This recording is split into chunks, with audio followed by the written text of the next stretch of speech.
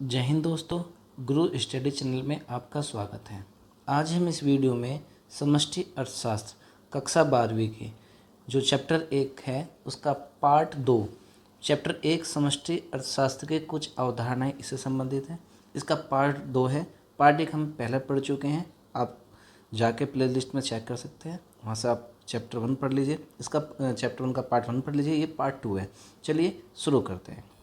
देखिए, उपभोक्ता वस्तुएं क्या होती हैं। देखिए, उपभोक्ता वस्तुएं कि उपभोग की जाने वाली वस्तुएं है ना, या कह सकते हैं कि वे वस्तुएं होती हैं जो मानवीय आवश्यकताओं को प्रत्यक्ष रूप से संतुष्ट करती हैं। ठीक है, और इनका उपयोग अन्य वस्तुओं के उत्पादन के लिए नहीं होता। ठीक है, उन्हें कहते हैं उपभोग वस्तुएं। और इन वस्तुओं में क्या क्या आता है? टिकाऊ वस्तुएं, अर्ध टिकाऊ वस्तुएं, गैर टिकाऊ वस्तुएं और सेवाएं। ठीक है, अब है नेक्स्ट निवेश। देखिए, निवेश दो प्रकार का होता है। एक होता है स्थिर निवेश, एक माल सूची निवेश। स्थिर निवेश में अगर हम बात करें तो इसमें दो चीज़ें आती हैं, एक तो लैंड आता है और एक आता है कैपिटल।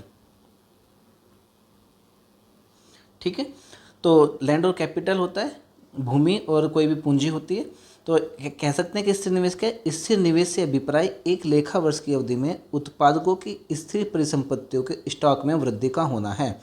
एक लेखा वर्ष में, एक लेखा वर्ष क्या होता है? 1 अप्रैल से लेकर 31 मार्च, यानी कि किसी भी वर्ष का, मान लिया अगर इस वर्ष की बात करें तो 1 अप्रैल 2024 से 31 मार्च 2025 तक, तो इसको क्या कहेंगे? एक लेखा वर्ष कहेंगे। तो एक लेखा वर्ष की अवधि में उत्पादकों की स्थिर परिसंपत्तियों के स्टॉक में वृद्धि, जो उसकी परिसंपत्तियाँ होंगी उत्पादक की, उसमें अगर वृद्धि हो रही है तो उसे क्या कहते हैं? निवेश, वृद्धि का होना है। ठीक है, तो उसमें क्या गया? स्थिर निवेश हो रहा है उसमें। तो उत्पादकों द्वारा स्थिर परिसंपत्ति अथवा पूंजीगत वस्तुओं की खरीद पर किया गया खर्च स्थिर निवेश कहलाता है।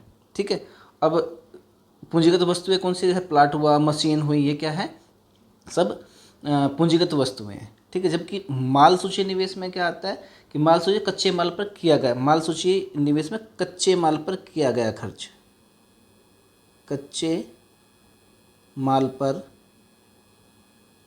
किया गया खर्च क्या कहलाता है? माल सूची निवेश कहलाता है। तो किसी एक समय में उत्पादकों के पास जो स्टॉक होता है उसे माल सूची निवेश का, इसमें 3 चीज़ें होती हैं: तैयार वस्तुएं, अर्ध तैयार वस्तुएं और कच्चा माल।